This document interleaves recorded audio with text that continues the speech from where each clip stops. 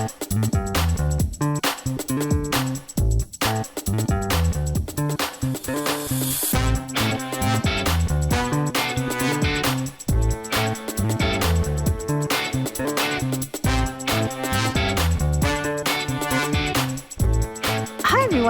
you for tuning in to the Postmodern Realities podcast, brought to you by the Christian Research Institute and the Christian Research Journal. I'm Melanie Cogdill, managing editor of the Christian Research Journal. It's October 2023, and this is episode 363, which is an in-depth conversation about the horror film genre. On this episode, I'm joined by journal writer Cole Burgett, who is a graduate of Dallas Theological Seminary and the Moody Bible Institute. Cole teaches classes in Bible exposition and systematic theology. He also writes extensively about theology and popular culture. Cole has written an online cultural apologetics feature viewpoint article about horror films. Now, our viewpoint articles address relevant contemporary issues in discernment and classic apologetics, theological debates, Christian ethics, and cultural apologetics, all from a particular perspective that's usually not shared by all Christians. But we hope that our listeners and readers thinking through these viewpoint issues will be stimulated and enhanced whether or not you end up agreeing with the author. So we hope you will stick with our podcast today. Cole's article is called "Oh, the Horror, One Christian's Analysis of a Controversial Genre," and you can read it for free at our website, equip.org. Cole, it's good to have you on the podcast again. Always good to be here. Thank you so much. Well, as I mentioned, Halloween is almost upon us, and it's October, and so we cover some of these different kinds of related topics. In fact, it was a request on our YouTube channel. Someone said, could you cover these things? And we had already planned to talk about horror films before I got that request. And I would say we have covered horror films in the past in the print journal, but this is going to be a kind of a different approach. So basically, before we get started in depth, I just want to ask you a little bit about the genre, the horror film genre, and also, why would Christians even consider this? I think in the month of October, people think that horror films are demonic or evil, that we should not go anywhere near them as a Christian. And then in addition, maybe you could just give us some background on horror films. In other words, what's the history of them, to have some context for why even we would be talking about this topic at all? Sure. So the roots of horror, just the genre, broadly speaking, reach well back into history, into mythology. You can even find what today I guess we would call horror tropes in the Bible. A good example of this would be the account of the Witch of Endor, which is essentially a kind of seance scene. So those kinds of tropes, if you will, go back well into history. But if we're specifically going to be talking about horror films, what are the roots of horror movies? You can trace those, and I'm primarily going to be talking about them in an American context. You can trace them primarily to the classic, what is called classic horror films produced by Universal Studios, anywhere from the 1920s to the 1950s.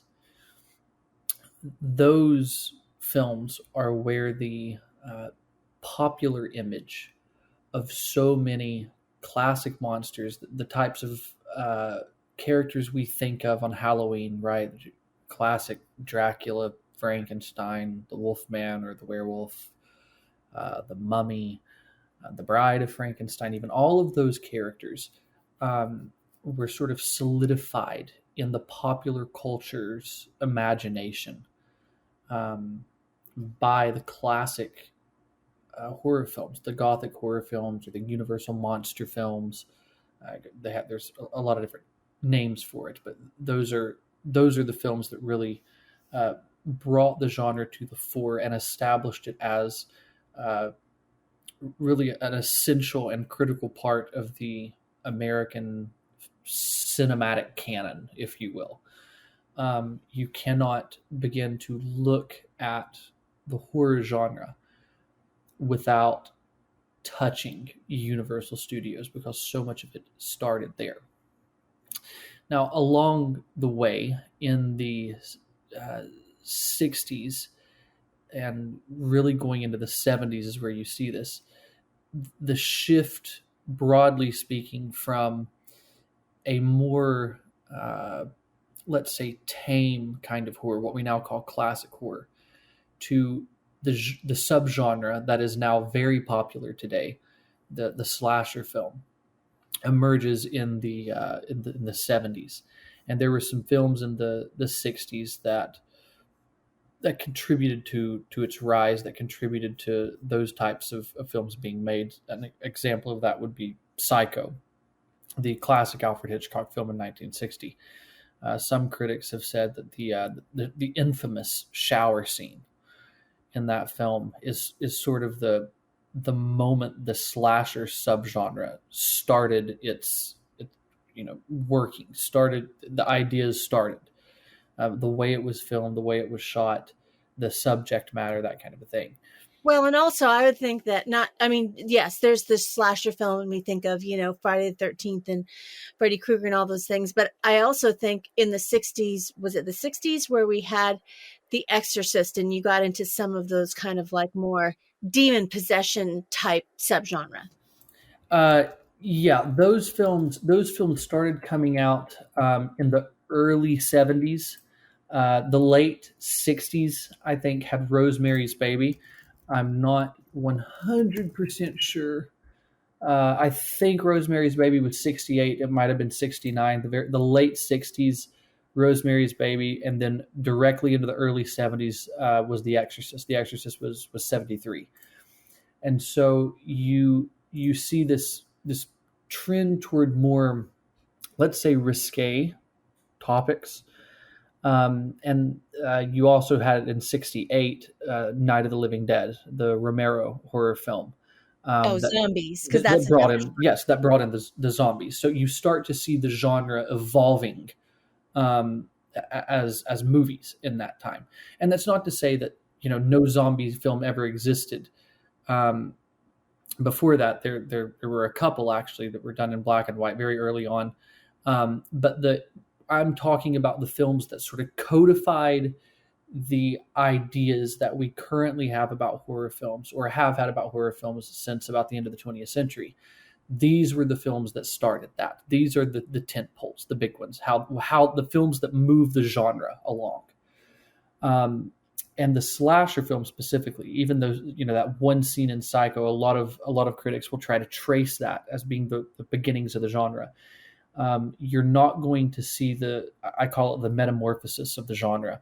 You won't see the metamorphosis complete until 1974 with the release of a now absolutely iconic horror film, The Texas Chainsaw Massacre. At the time, one of the most disturbing films ever released.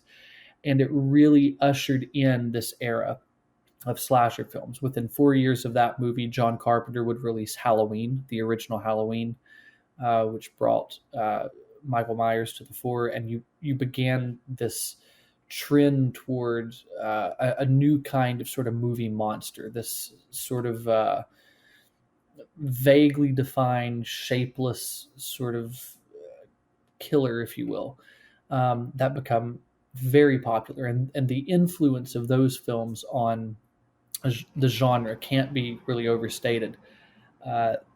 Writing for Novel Suspects, there's a film analyst named Josh Bell, and he notes actually that there was this whole generation of filmmakers that sort of grew up watching slasher movies at sleepovers and summer camps in the 80s, coming out of the 70s, going into the 80s, these sort of Friday the 13th, Nightmare on Elm Street, Wes Craven's film, going into the 80s and early 90s.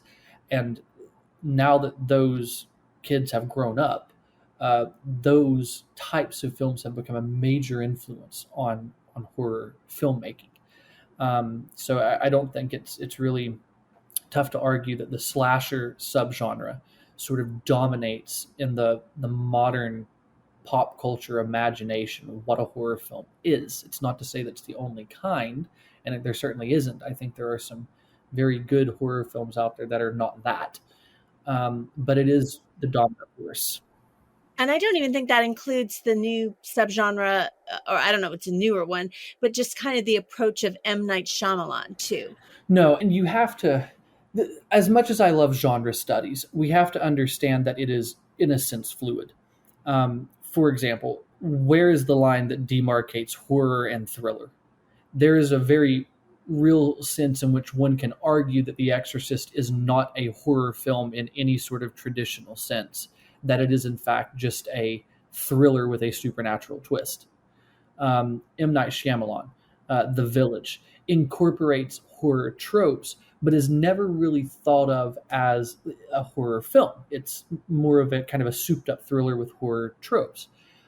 So I guess probably the way to argue this would be what you tend to see happening is the influence of the horror genre, these early types of horror films, on future filmmakers, where they, even if they're not making a horror film, they pull in horror film techniques.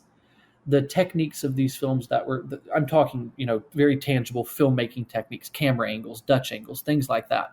They grab them and incorporate them in their own films because they've learned from watching these films that, well, if you just twist the camera sideways and you shoot it at a little bit of a higher angle, it creates a very eerie sense watching it. It's almost like the viewer you're sort of looking down on the characters, and it creates an uneasy feeling in the viewer. So in the 21st century, the genre has progressed even further. You've seen more popular works like The Purge, which again you can argue is not a horror film. It's like a thriller with serious horror tropes, but it's almost like this dystopian horror film. More recently, the Academy Award-winning Get Out that Jordan Peele did was sort of like that seems more like an issue film to me. But that incorporated horror film techniques. I think it's certainly classified as it's like a social horror film. I guess that's what you'd call this new evolution. If you're trying to put a name on the subgenre, we've evolved into kind of like a social horror phase. And again, I am talking specifically about the American tradition. It is worth pointing out that in Britain, there's a long history of horror films. In fact, in Britain in the 1960s, these are the films that actually put people like Christopher Lee and Peter Cushing, who would go on to star in Star Wars with George Lucas. They were well established in Britain by this time as playing in horror films. There was a company there called Hammer Horror that sort of did their own version of Dracula. In fact, the very sort of, to use the term sexy, the very sort of sexy vampire idea, that was Christopher Lee in the Hammer Horror films. They sort of Lee, the guy from Lord of the Rings. Christopher Lee played Saruman in the Lord of the Rings. So that idea that he's always typecast as a villain, right? He's Count Dooku, he's Saruman. Well, that's probably because he's the face of Hammer Horror as Dracula. His version of Dracula sort of, sexed up the character, if you will, and made him very seductive and very charming in a way that we just hadn't seen someone like Bela Lugosi play him. And that was a very, he was very popular in his time. The Hammer Horror films sort of have at the time they were sort of considered, not that great. Horror films were, 60s, 70s, they weren't really looked on as being very good. Although those ideas have changed in hindsight. Now Hammer Horror occupies this kind of revered place in the tradition. And that's to say nothing of the horror films of Eastern traditions. There's a very strong Japanese horror tradition, a very strong Korean horror tradition, Chinese horror tradition. I mean, the horror genre is very malleable and it reaches across genres. But, for here and what we're talking about in our purposes, I'm talking primarily about the American horror film tradition. So that's just a quick overview of the history of the genre. You mentioned that there are different types around the world, and you just briefly, but what is universal about even exploring horror, or why it would even come up? Is it just to scare people, or, try different, as you mentioned, techniques in filmmaking? So yeah, this is actually pretty interesting. Um, there's two facets of this I try to run down when I do talks on horror and things like that. One of them is it in a very real sense, it's common because it preys on perhaps the one most universal human emotional language, which is fear. One can argue that, you know, love has different shades, it can go in certain directions. Uh, Hatred even has different shades, can go in different directions. But fear is kind of a constant, and it's not hard. No one wants to be hurt. No one wants to really see people they care about hurt. Um, no one wants to uh, deal with these heavier mythological concepts like fate, which is so often a theme of especially those early horror films, and we can talk more about that later. Uh, the idea of fate, or let's say destiny, which I think Christians actually can speak very powerfully to something like that. So I think on one level, it's a these films are very. I don't want to say they're easy to make because there is no such thing as a film that's easy to make. That being said, you can get a little more mileage, or let's say bang for your buck. It's why so many early filmmakers will start out making horror films because they are just so easy to do. Uh, the first short film I made was a horror short. Some of my filmmaker friends, especially the ones who are more established in the industry, they started out making horror films. It seems like with all of my filmmaking people, when I talk with them, the conversation usually will go in the direction of the horror genre, and that's because they're fiscally and financially they're just easier to do. You can, like I was saying before, you can actually get a lot of mileage. You can create an atmosphere literally just by turning the camera on its side. It creates an askewed angle that's unnatural, and it creates a sense of unease in the viewer. So I think it's popular, sort of universal, for a couple of reasons. I think it's because you can deal with fear, which is a common universal human language, if you will, and you can also just make them easily, regardless of the culture you're in. So that's just two of the reasons. One, I guess, more thematic, one more practical. That I think this particular genre stretches across time, cultures, and it's sort of commonly understood across the board. The journal might be free online for everyone worldwide on our website, equip.org now, but we still need you to partner with us to continue to bring you all this free content in the form of new articles every week on our website and interviews that are very thoughtful with our article authors on the Postmodern Realities podcast. So help us out with all the things, helping us out with the algorithm by subscribing to the podcast, liking different videos that you see on our YouTube channel for the podcast. And by the way, you can share the podcast through our YouTube channel as well, because we put up our Postmodern Realities episodes there. And you can also help us out big time by leaving us a rating or review, specifically on Apple Podcasts. Of course, share your favorite episodes, and you can always leave us a tip. We're really grateful for tips because they do add up, and you can do that very easily by going to equip.org, hitting journal, then going to Postmodern Realities. There is a link for giving us a tip at any one of our episode landing pages. So thank you very much for your partnership, for getting the word out, for telling a friend. And now back to more on horror films with my guest today, Cole Burgett. Well, as usual, when we have one of these cultural apologetics discussions, it always has to be at the front, I think, because Christians are wondering about this particular genre.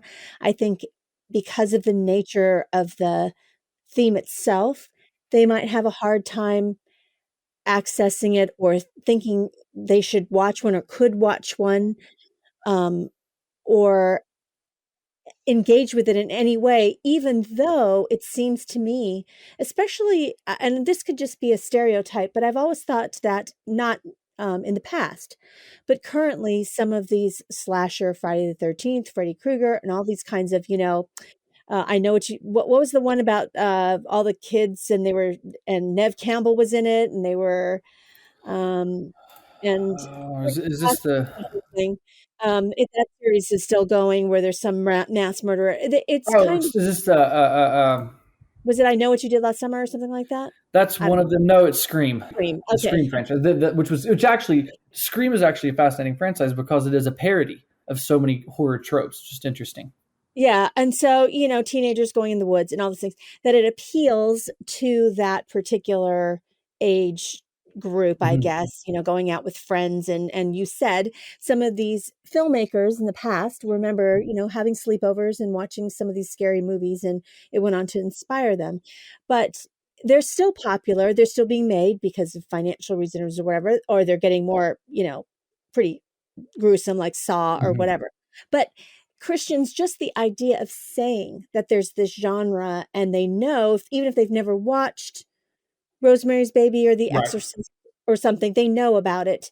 And so, why is it that Christians have a hard time accessing it? And this is a viewpoint article. We're hoping that people can hear your perspective, even if they don't agree with it, and think through it. Why would you say Christians should be open, maybe even to looking at a classic horror film and even interacting with the genre? Yeah. So we can tackle this one in two parts. First, we'll look at why do Christians maybe have hard time accessing it or reservations. It's one on one hand, it's completely understandable, and I really don't even blame them for it. I have a hard time. I make horror films, you know what I mean? I've made them, and I have a hard time accessing a large number of them. And I think part of that comes with the cultural baggage it brings with it. I think when a Christian hears that we're going to talk about horror films, uh, they have the tendency to think, so are you saying that it's okay to watch all horror films across all time everywhere? No, actually. There are quite a few horror films I would say that are not worth your time. Don't even bother watching the trailers. Um, and sometimes you can pick up on those just in the title alone. The titles can be sort of goofy and on the nose, and you're just like, yeah, I'm not going to waste my time with that. So it's more of a, I guess, a common sense approach to it. However, there are others that largely are, and I'm freely ready to admit this. They largely are outside of the slasher subgenre. Now, I am not someone who can speak to the slasher subgenre with any real depth because there are only a handful of them that I have seen and taken seriously. And the ones that I have seen and try to take seriously are the ones that sort of birthed the genre, if the subgenre, if you will. The Texas Chainsaw Massacre, which is really a very disturbing film. It's very tame by modern standards. Watching the film, it's largely bloodless. It's more just thematically disturbing. I mean, there are some, shocking scenes in it, but compared to something like you were saying, a Saw, I just saw, no pun intended, but I just saw a trailer for a new Saw, and this is like the 10th one or something like that. And I can't watch them. I just have no interest in it. I see the trailers and nothing looks compelling to me, and I have friends who've seen it, and they get mileage out of it and tracking the lore and all of that, and I just can't do it. And so I think Christians have to ask themselves their personal tastes. And let's be honest, if the only types of movies you watch are horror films, there's probably an issue because there are really good films out there that are not this genre that tell very different stories, and those stories are just as good, if not better. But this genre in particular, I think because the slasher motifs and subgenre have dominated, and probably because the generation that's around now remember those films dominating. They remember being at summer camps in the 80s and these films being there and scaring the living daylights out of them, things like that. They remember those things and they sort of bring them in. So when you hear horror films, that's sort of what readily comes to mind. Now, the second part of the question: how are there horror films worth a Christian's time? What makes one worth a Christian's time? Something like that. I would say that when you come to the subject matter of horrific themes, dark things, things that induce fear, that unsettle you, what you're encountering is the reality of evil. Because I would say if the only place you ever feel uneasy, or a Christian has that kind of reaction specifically, is on the subject of horror films, then you probably don't live in touch with reality. You actually do not get through this world without encountering evil in one form or another. You can't. In fact, a good understanding of the gospel is going to begin with an understanding of the evil that is in us. And I think the best entries of the horror genre put that conversation front and center. So it's fascinating to me that we're talking about this subject in the context of apologetics with the research journal, right? Where I've always sort of maintained that an evangelistic conversation and apologetic conversation, if you're going to try to walk someone through into and through Christianity, its beliefs, its doctrines, our convictions, we have to begin with sin. We have to begin with sin. If you're not doing it from a literary biblical perspective, which you probably should, but if you're not doing it that way and you're doing it from the perspective of beliefs and doctrines, until you understand the pervasiveness, if you will, of sin, and very much the reality of evil that touches all of us, until you understand that, then you don't understand the gospel. You don't understand exactly what it is Christ's sacrifice accomplishes, why it was even necessary in the first place. Those questions all sort of begin with a basic assumption, which is that for the classical apologists in the room, there is common ground. It has to begin with the basic assumption that evil is real and must be dealt with.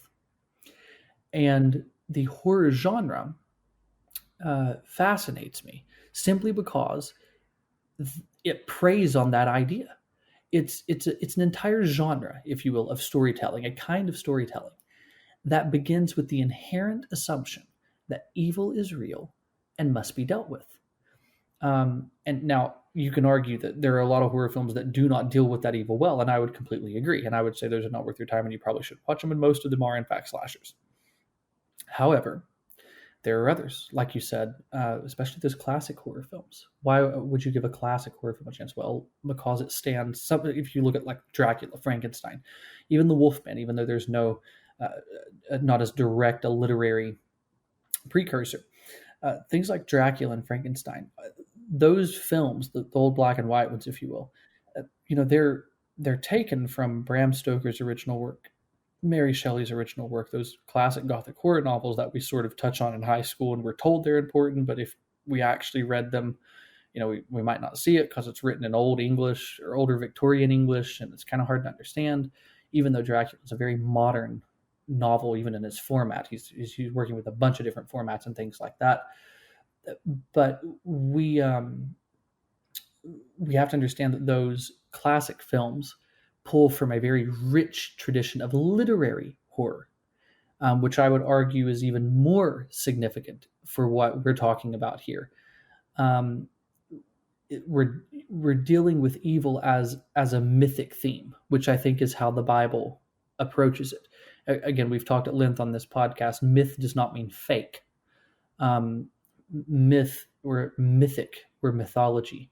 This idea of the Bible is myth the Bible, it's not saying the Bible is untrue. You can see it as factual and real, but also as having mythic dimensions. That is the very thing that seemed to convert C.S. Lewis through conversations with the likes of J.R.R. Tolkien. It is absolutely no coincidence that those Christians in the 20th century churned out some iconic works, mythic works even.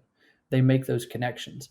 And even though there are some Christians less well known, like an Arthur Machen, for example, who wrote horror, they're less well known, but they have this rich tradition of dealing with horror and writing on dark things for the purpose of pointing one toward what goodness is.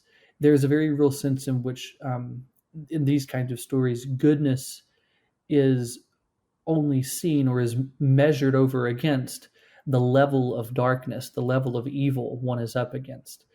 I've often said, was told this early on, and have come to agree with it. Dracula is one of the most religious novels I've ever read, and it's often jarring for people to hear that. And I'll say the same thing with the adaptation, the 31 adaptation with Bela Lugosi, even though it's not a perfect adaptation or a one-to-one adaptation.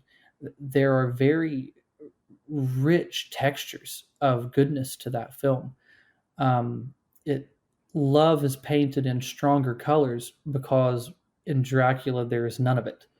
And the characters who go up against him, these humans who go up against them, they're forced to sort of come to trust each other, rely on each other, and not in a very sort of superficial kind of way, but it's the strength of faith, if you will, of the character of Van Helsing in Dracula, who has a wonderful passage in the book. He talks about this individual he calls King Laugh. He's trying to explain why he had a moment where he laughed at a funeral, which seems like a very gruesome and grim thing. But he has this wonderful explanation of this figure that he calls King Laugh, that when he shows up, you can't help but bend the knee to him. That if you just changed King Laugh to King Jesus, Christians would find themselves really, they would hear what he's saying is very compelling. I mean, I understand that's not what Van Helsing is saying there. That being said, I do think Stoker is making a very profound point in that section about faith, about what it accomplishes, about what goodness actually does for you in the face of great evil. So in that sense, it's very, very religious. And I think if a Christian from an apologetic approach is looking for common ground, horror films, horror stories, even just to broaden it a little bit and just say horror stories. Many horror stories provide that because, again, it begins with that basic assumption that evil is real and must be dealt with. I think that's important just because you will hear from many folks today that people are basically good and that we just have to work together as a society. Yes, you're absolutely right. So I think that some of these make us pause only in that whether or not we're wrestling with the problem of evil, I think at least at a basic level, folks that are watching it are wondering, well, how would you even think of that? Yeah. Like, how would you even think of tormenting or, taking a life or any of those kinds of things? It gets you into that conversation because even people who hold to a thesis that, which is an anti-Christian one or opposite of the Christian worldview, that everyone is basically good. Mm-hmm. People, people get murdered and there's wars. Exactly. And what you see, to take that just a step further, you'll often see today this idea that, well, evil can just be educated out. Evil can just be medicated out. It can be therapied into remission, if you will, which I would argue is a very, very shallow view of evil. Kind of like suppressed, right? We can suppress it's this idea that you'll see floating around today that evil can be suppressed or medicated or therapied into remission. The idea that, well, if the upbringing had been different, if they had just been taught differently or shown differently, that evil would be taken care of. Well, the 20th century took care of that. idea quite well, to put it in morbid terms. If that were true, then what we should see is society getting better. In fact, I would argue with the rise of social media and all the technological progress, if anything, what you see is a retrograde motion into something closer to tribalism. You don't see people coming together. you Well, it's interesting. We don't obviously, unless it's like, Christian ethics, should Christians vote? We don't get into politics. But I will say that, the 20th century had its fair share of dictatorships, and those are very exactly. oppressive to human beings. And yet at the same time, we think, well, wouldn't we have learned from history? Why do these types of leaders keep rising? And they Yeah. do. So When you're looking at it from a yeah, if you're looking at it from a geopolitical or a sociopolitical perspective, yeah, the argument applies. The argument, you can make the argument from multiple angles here, but they're all sort of hitting at the same thing, which again, I sort of state this way: evil is real and must be dealt with. There's no getting around that, if you will. Um, and it sort of, flies in the face again of this idea that we can just, it's easily remedied. It's an easily remedied solution if it even exists, right? We tend to see a lot of people today who don't really have a functional view of evil as a thing, as evil as something that's there. It's not good. It's not evil. It's it's something in between, and then the choices you make take you in one direction or another, but there's no objectivity to it. And I think a person who is reading the Bible with a shred of literalness to their hermeneutic, with a shred of, I would argue, common sense, is going to see that hermeneutic does not play out beyond page 4, beyond Genesis, I don't know, 3. You're not getting very, very far in biblical studies, unless you're doing some pretty fantastic hermeneutical gymnastics to argue that evil is just not a thing that has to be accounted for and dealt with in the world today. we did start talking about, just the different genres. There are some that are extremely violent, like the recent Saw and things like that. But we didn't really delve into the genre that you started talking about, the classic Universal Studios, or maybe I would say classic works of literature that have been put onto screen also, that Christians can actually think through and get behind. But why would those kinds of horror films be worth someone's time to consider? Okay, yes, this is a great, see, here's the thing about, I want our listeners to know about cultural apologetics, is this kind of genre is so popular universally, specifically among people who are not religious in general, of all ages. I mean, there's so many horror fans and horror conventions and all kinds of things. And Halloween is so big for so many people. They love to get into the spirit of this dark stuff, that if there are classic works that we can watch responsibly as Christians based on literature, you talked about Dracula and so forth, that's helpful, because it really is a springboard to talk about some of the things that we were just discussing about sin and the nature of evil and the fact that evil is real. Yeah, so these, especially these sort of classic horror films, with the stuff that we've been talking about, what we see is, again, this sort of baseline morality at work in these movies. And I'll give you an example of this. In the 1931 Dracula, Bela Lugosi, who's visually, his portrayal is quite different from the way that Stoker originally wrote the character. That's not to say it's not good. It's just different. But the 1931 version of Dracula with Bela Lugosi, Dracula is not. This is sort of the one I always run to, only because Twilight made it so popular. He's not a sexy vampire. You know what I mean? He's there's a part of him that's very compelling, but there's none of this. Oh, his beauty is just so intoxicating. No. He overrides your mind. It's actually a kind of hypnosis that he uses, and watching it on screen, it may look a little corny, but it's actually a little more genuinely terrifying. If you're watching this as an adult, it's a little more terrifying than the idea of, this just really attractive 20-something vampire who never looks like he ages, just showing up and looking attractive and then you falling for him. It has nothing to do with that.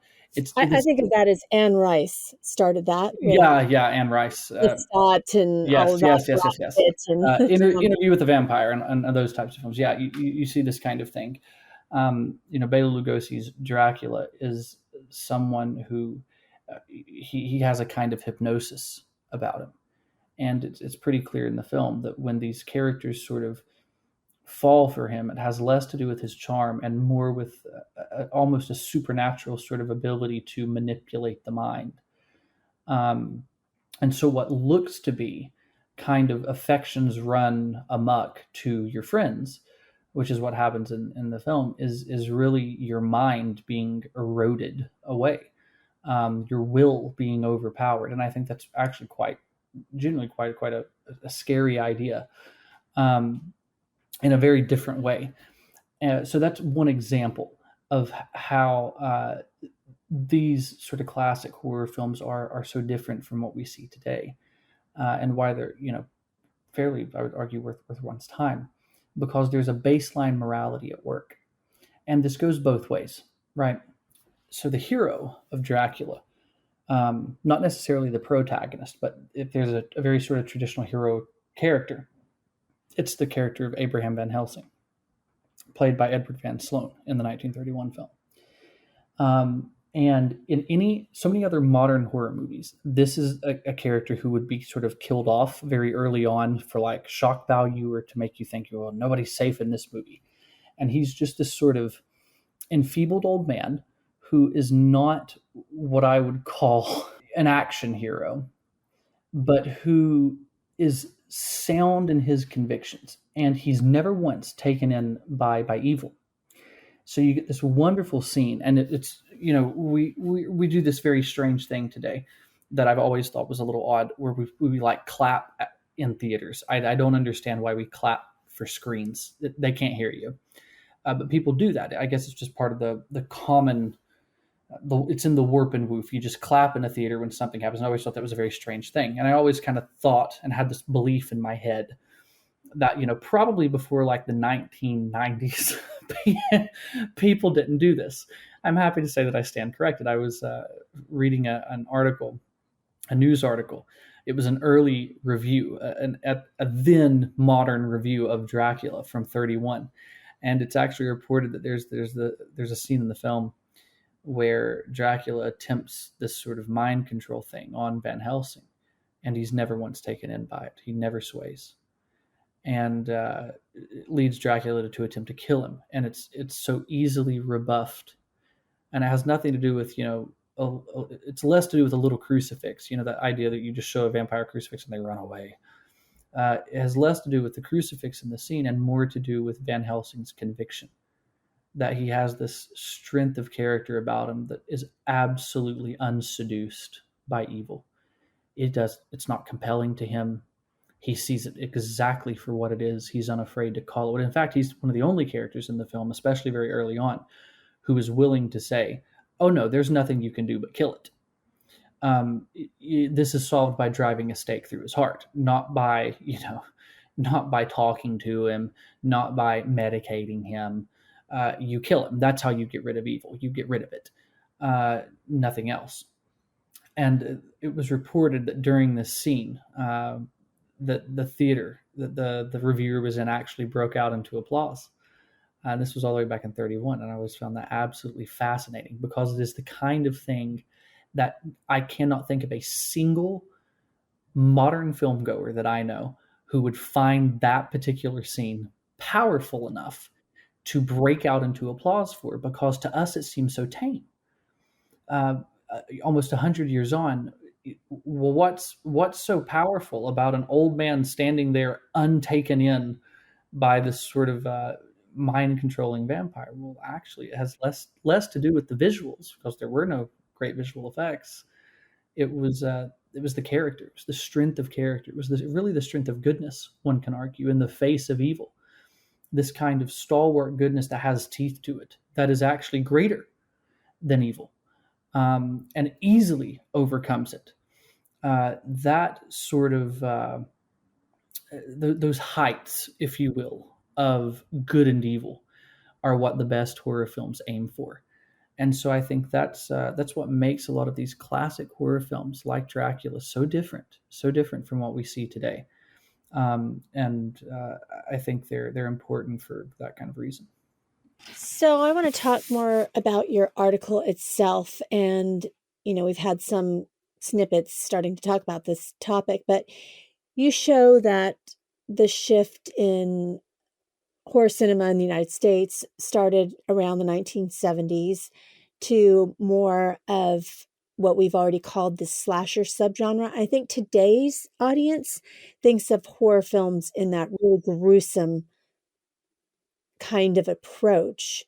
Can you give us a little bit more than you just kind of touched on it? Why did suddenly it shift from more of the psycho and, Rosemary's Baby, Exorcist to this really explicit kind of approach? And why is that just the go-to for today?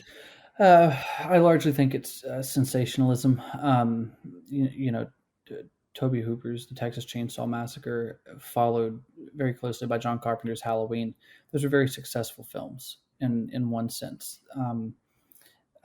Even Roger Ebert, the film critic, who was really sort of put off by the Texas Chainsaw Massacre, and rightly so. He saw it as a film with no purpose. Nonetheless, said that, it's kind of it's a bit of a marvel of a film in its own right. It's some type of odd, achievement in what it set out to do, and I think that's true. And the expression I will use in this discussion is it seems to be mindless horror. And I say that carefully because I actually do think that the Texas Chainsaw Massacre has a bit more on its mind than many of the types of films it helped create. Just like I think the original Halloween has a bit more on its mind than a lot of the sequels and the endless sequels, right? That go on and on and on.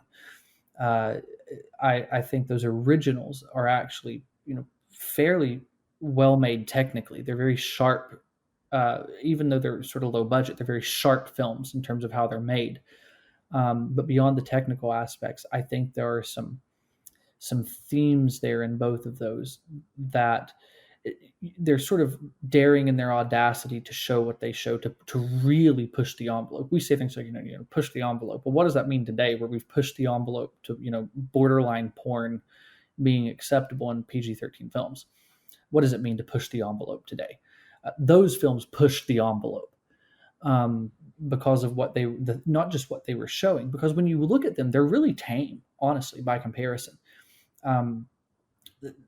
Than many of the films they gave rise to, but just thematically, they're so disturbing thematically, and I think that contributed to it. So in a way, I think maybe those original films, those early films in this late '60s, early '70s, and then Halloween in '78, maybe those films were popular in their time simply because they sort of had a kind of audacity to them. There was it's a bit of a renegade filmmaker kind of feel, especially with John Carpenter. But once you get into the sequels and the makings of movies beyond those originals, where it's taken sort of out of those original filmmakers' hands and put in the hands of other writers and directors, sort of milking the cash cow, if you will. You sort of lose the creative integrity and really the interesting thing. I think I've mentioned I saw and have seen both those early films, and again, I find them quite tame compared to much of what goes on today. I find them quite tame to many PG-13 movies. And I've seen a handful of the sequels and have never found them at all compelling. But I do think they dominate the pop culture imagination, the zeitgeist, if you will. They dominate the zeitgeist today simply because so many filmmakers now, people who are producing cultural artifacts today, grew up with not just the originals but just the sequels, and the sort of the ilk that came up in their wake, like these Friday 13th, Nightmare on Elm Street type movies. That's why they sort of dominate and keep the the money flowing in today's society. And I do think, and this is probably what Christians recoil against, and rightly so. I do think that we just have to acknowledge that there are audiences out there who like the gore. That's what a lot of these films capitalize. This is part of why it's easy to make them. It is much easier to get a bucket of red paint or water and throw it at something and shock you than it is to gussy up, special effects and spend millions of dollars on creating CGI assets. It's much easier and effective. This is why I say so many starting out filmmakers will make horror films, because it's actually practical to do. It saves money, and it's not hard to evoke a reaction. And I do think we have to recognize that a lot of audiences do turn up just for the gore of it. They do take delight in the evil in some ways. I don't think we can ignore that. And so a lot of those types of films, I would say Christians are skeptical of, and rightly so. I'm just as skeptical of them. I distinctly remember being not even in high school, but in elementary school. I distinctly remember being in elementary school and really not being allowed to watch, some of the few movies I was only not allowed to watch, right? Credit to my parents on that one. But there were other things they should have policed, but they weren't policing that. And they did this quite well with these types of horror films. When all of my friends in elementary school, as a kid, were watching Friday the 13th, I couldn't get my mind around it.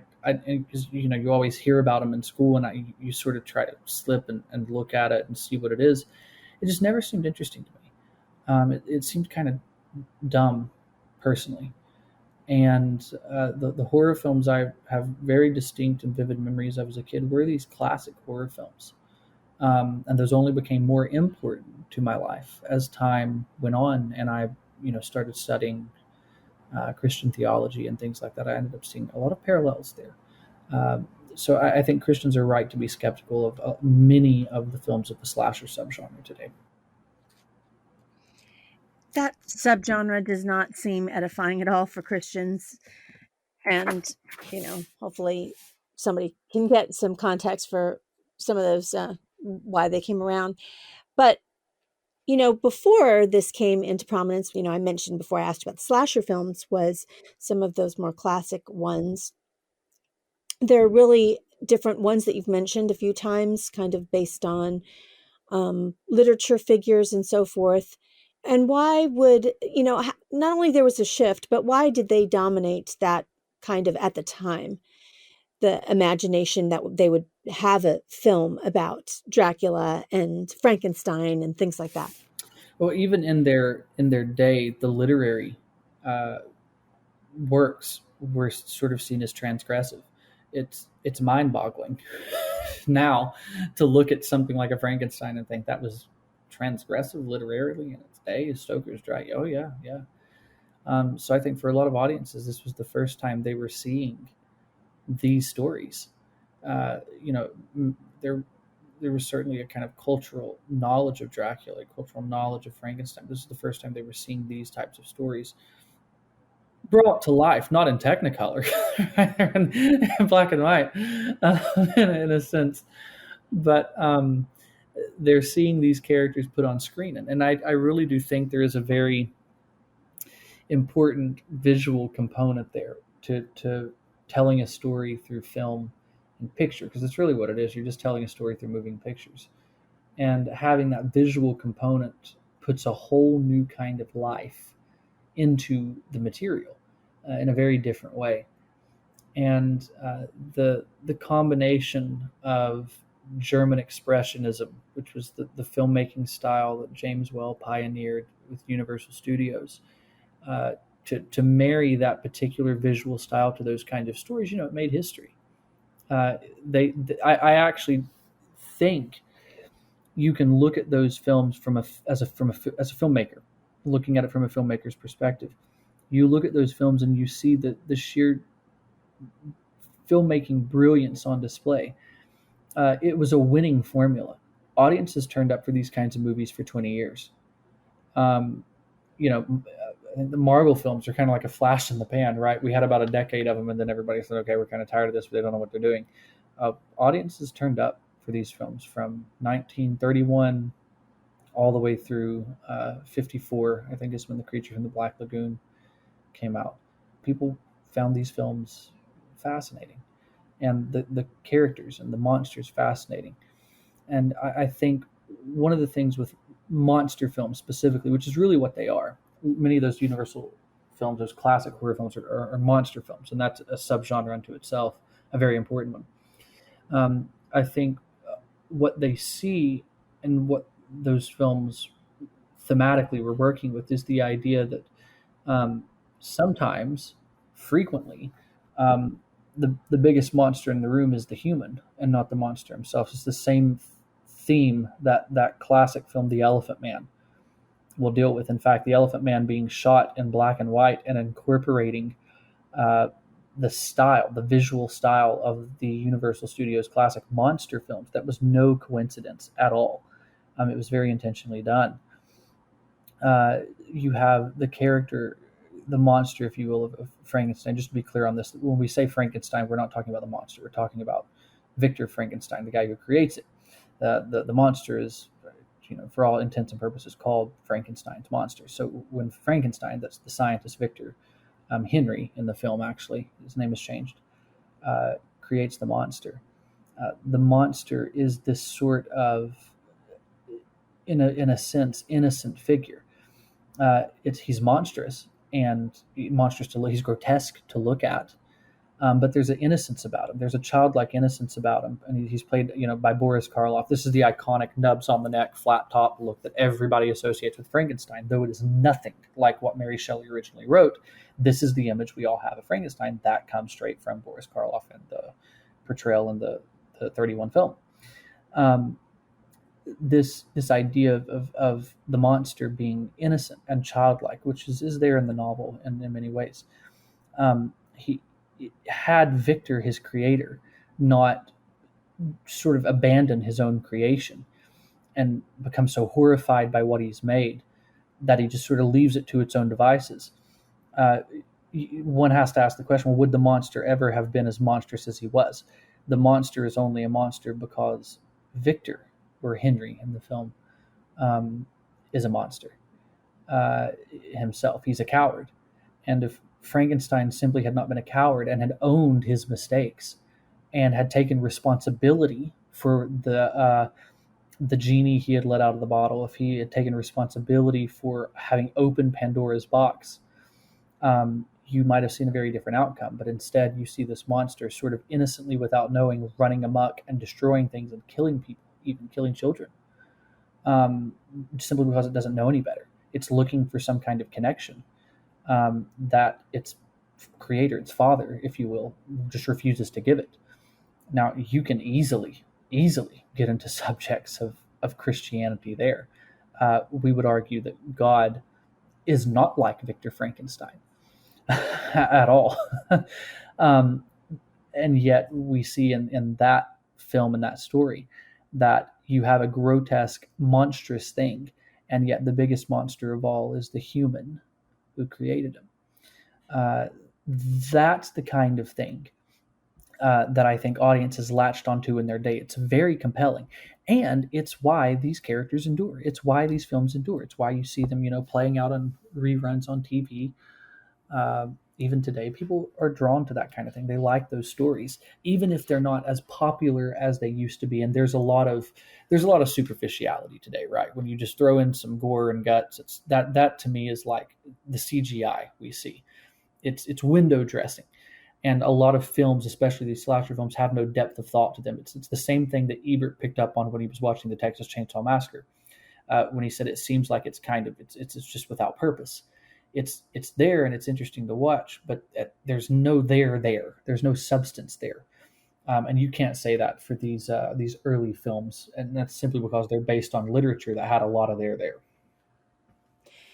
This is a fascinating conversation. We probably could talk for another 30 minutes or an hour, but I just want to end up with this one because this is pretty provocative. So at the end of your article, you put a thesis out that we could be living in Mary Shelley's nightmare in the 21st century. What do you mean by that? And do you think that contributes to why we're going to see fewer horror films that have like maybe more of a theme or a motif to them or some kind of underlying purpose as to why they're being made? Yeah, so this idea, the thesis of it for me began when I was teaching the film unit of a class on monster literature. So the not very novels that we're talking about, I was asked to teach a unit for a couple of days on horror films by one of the creators of this class. And so I put together this unit, and I taught it the first time around, and it was just sort of a superficial look at horror films, what makes a horror film, that kind of thing. And it did okay, but it wasn't the greatest. And about a year later, over that year, I really dug into the older horror things. I sort of went back to my roots, if you will, in the genre. And I was looking at what sort of the whole thing we've been talking about here. What makes those early classic horror films, monster films, again, so different from what is being made today? And I realized, well, one of the things is we just don't see them anymore. Again, you never see Dracula portrayed as evil. And if he is portrayed as evil, it's always with some, like, again, gussied up special effect kind of thing. We never see evil with a face. We never see all of our villains have to be sympathetic nowadays, And I'm watching it, and I'm thinking through why do we not see these kinds of films being made anymore? Why do we not see a real sort of baseline morality in a lot of the horror films we make? And then I don't even know how this sort of came to me. I think I was just having a moment where I was looking at the culture at large, and I realized, oh, well, if you look at everything Mary Shelley was writing about, sort of like putting her fears on the page, if you will, she was very concerned about the triumph of science over God, right? That's really what Frankenstein is. There's actually a film that I think includes that line. It's the triumph of science over God. It's Victor creating life through science. He's doing God's work. He's transgressing. It's forbidden knowledge. This idea of there are things we ought not know. There are things that humans ought not probe into because it's not for them. The creation of life would be one of those. This would be Frankenstein. And I realized, oh, well, the reason we don't see these kinds of films being made, or why they seem kind of rote and boring to us, is because this is the world we actually live in. And it starts in the 20th century, I think, which is when these films were gaining traction. So in this class, one of the things we look at is we go all the way back to things like eugenics, World War II. We look at the Japanese Unit 731. We look at the trade-off where America and the West received, their records. There were some deals that were sort of made there where some people got immunity who probably shouldn't have in exchange for their records. And so we actually learned a lot of good things in the medical realm. We learned how to treat certain things like frostbite based on those records. But those records were learned because they were experimenting on prisoners of war. This is not conspiracy theory stuff, folks. This is just Google it. Right? It's really hard. I mean, I think modern people don't believe that's true, especially. Yeah, exactly. And that's why I started teaching. They respect or, yes. Things like that. Yeah. Like Margaret Sanger, the founder of Planned Parenthood. Did you know she was involved in eugenics? Yes, it's exactly. And so this is why I started teaching this unit in this way. And this became my thesis of the whole thing. And so we not only look at that, but we look at things like gene editing, which we don't even bat an eye at today. We look at things. We look at things like CRISPR-Cas9, which, by the way, and I always plug this show, but especially given the content when we're talking about the X-Files. The X-Files was telling stories about CRISPR back in the 90s. Like, this show, ahead of its time, every time I turn around, I'm finding another layer to it. It's absolutely fantastic and wonderful. And it sort of is rooted in all these ideas and deals with very similar themes and things like that. Really worth your time.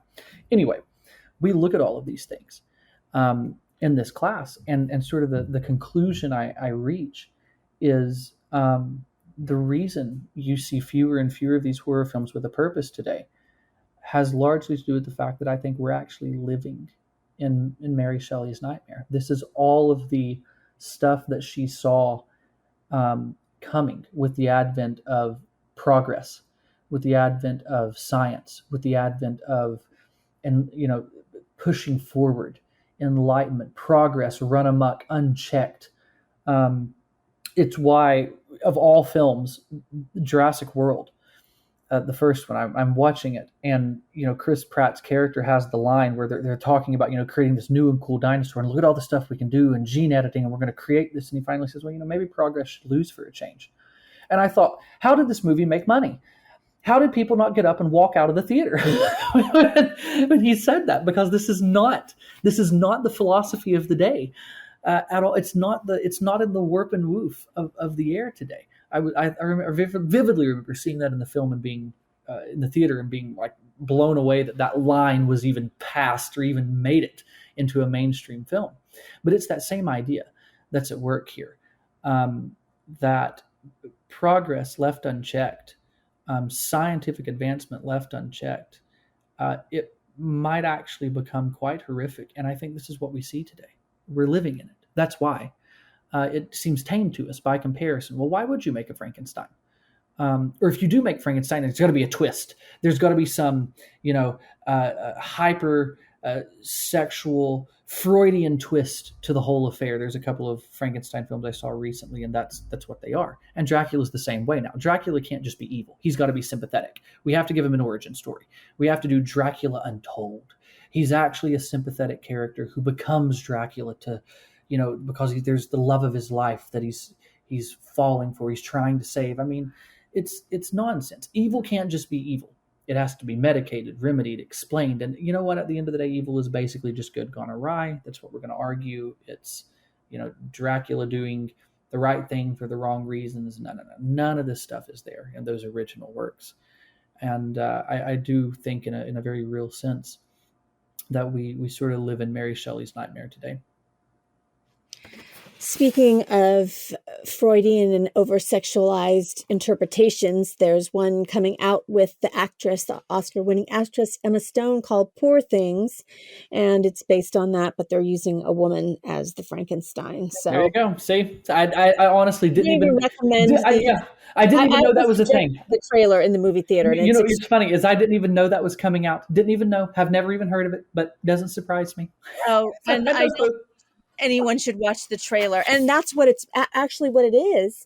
From what I understand, how did I know that? It's a feminist take on sexual liberation through the repression of society through some guy, I guess, Willem Dafoe's character making this woman who is like a Frankenstein. And I would say, and so it's very sexually graphic, is my understanding, even though it's rated R. Maybe it's a rated super hard R, but I would say, before I realized what was going on, I saw the beginning of it. They only briefly show the sexual thing, but you could realize, well, this is going to be crazy. Mm-hmm. Is that she does a good job. I mean, the acting of like, wow, that seems like a Frankenstein-like creature, but I don't think that's the original source material. It had nothing to do with the sexual oppression of women. No, sorry. There are certain readings I hear of those classics, and even the classic films, right, that I think, that's interesting. And then there are others I hear and I think, what planet?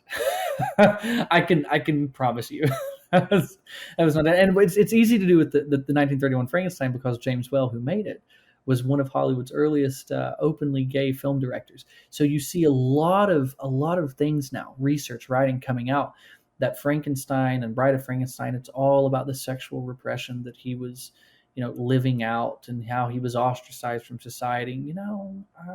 Listening to him talk and reading him in interviews, I don't know. He doesn't seem to say that.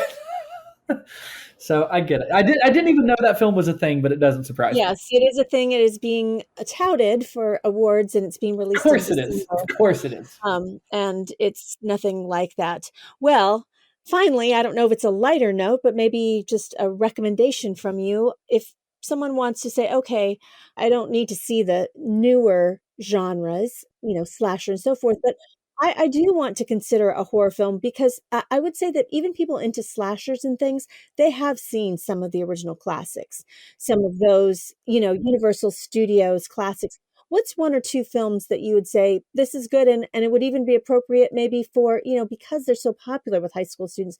Here's one that's a classic that you could show your high schooler and have a good conversation about how they could be equipped to use it Yeah, as a springboard. this is a great question, because I was talking about this with just some of the other teachers at the high school, showing one of these films. My all time favorite has been The Wolfman, the Lon Chaney Wolfman film, The Wolfman, written by Kurt Siodmak. That film has layers, it has depths, it deals with fate. It's truly scary, I think, in some ways. But again, it's bloodless. It's a bloodless film. There's no gore. There's no real sexuality to it. But I think that film is one that could easily be watched and have great conversations about, with themes of, again, fate and destiny. That the original screenplay was called Destiny. So there you go. It tells you some of the themes that are in it. Everybody sort of knows the Lugosi and Karloff, Dracula and Frankenstein. Those are classics, for a reason. Watch them. I think that's completely safe and tame. I will say, if you're looking for something a little more modern, I don't know that you could show this one to kids, because it is a little graphic, but it is so well done, and I think it has a very, very important read on evil. It has a very nuanced understanding of how evil works, because the villain, I don't think it's too much of a spoiler, but it's a bit of a spoiler here. The villain is the devil. And you don't really sort of realize it until the last moment, but it's so subtle and sinister and accurate with how Satan works. He doesn't come, it's sort of the antithesis of the Exorcist film. It's the antithesis of the Exorcism movie, because he bides his time. He waits until you have nothing, and then he offers you the world. The film is Robert Eggers' film, The Witch. I saw that film when I was a Bible student in college at Moody Bible Institute. I was having a terrible day. I vividly remember this. I was having a terrible day. And I sort of walked in and told my roommate, like, I have to go to a movie. I'm done. So I went to the theater, I think it was an ArcLight theater. And I walked in. There was a film called The Witch playing. I said, I have no clue what this is. I'm going to buy a ticket to it, bought a ticket to it. And I walked out of that film changed. It's the kind of movie that you experience a darkness when you watch it, that it purges you of the darkness, because you come out with a sharpened sense of what evil is. You go in, sort of in a malaise, and you walk out and go, I have a very clear understanding of evil, and therefore I have a clear understanding of goodness. And it really, I did. I walked back into that room, and he said, what happened? I said, I just saw an amazing movie. So tough film to watch, but not really because of gore or anything like that, just because it's genuinely horrifying in terms of just watching this family, a very sort of, in a sense, faithful family, tear itself apart, and then this evil sort of lingering in the background. Very, very good film. So I would recommend The Witch as a modern horror film, done extremely well, very scary too, that you can watch, and I think you'd be okay with. Well, thanks again for being a guest on the Postmodern Realities podcast. Always a pleasure. Thank you. You've been listening to episode 363 of the Postmodern Realities podcast. I've been having a conversation today with Cole Burgett about his online cultural apologetics feature viewpoint article called Oh, the Horror, One Christian's Analysis of a Controversial Genre. Cole tackles horror films in this article, and you can read it for free at our website, equip.org. Stay connected with the Christian Research Institute and all the new content we have coming your way. The best way to do that is to head on over to our website, equip.org. There you will find thousands of free resources right at your fingertips, from articles to video to audio, and it's all for free. You'll find our podcasts hosted there, as well as the Bible Answer Man broadcast, which is hosted by CRI President Hank Hanegraaff and streams live every Monday through Friday at 6 p.m. Eastern. In addition, you don't want to miss out on subscribing to Hank Unplugged, which is the podcast of Hank Hanegraaff. And in that podcast, he has really in-depth, free-flowing, essential Christian conversations with some of the most interesting, informative, and inspirational people. And in addition, he has a new series on his podcast feed called Hank Unplugged Shorts, which Hank goes into the headlines in the mainstream media and refutes a lot of those cultural issues that we have in these short podcast episodes. And there's quite a few of them. You don't want to miss out on them. Now, if you want to find some of this at other places where it's all in one place, really subscribe to our YouTube channel. It's a great way to get all of our content there, our podcasts there, and different individual questions theologically that people have that Hank answers at our YouTube channel. Now, you might be thinking to yourself, I don't know how to subscribe to YouTube. I don't have a YouTube account. Well, actually, you might just have a YouTube account. If you have a Gmail address, you have a YouTube account. Just log into YouTube with your Gmail address and search for Bible Answer Man channel, and please become one of our subscribers. In addition, if you see that bell icon right there on our front page, please click that, and every time that we have new content, you will receive a notification that new content is up on our channel for you to be able to consume. So thank you so much for the ways in which you partner with the Christian Research Institute. We are grateful for you listening and reading and watching.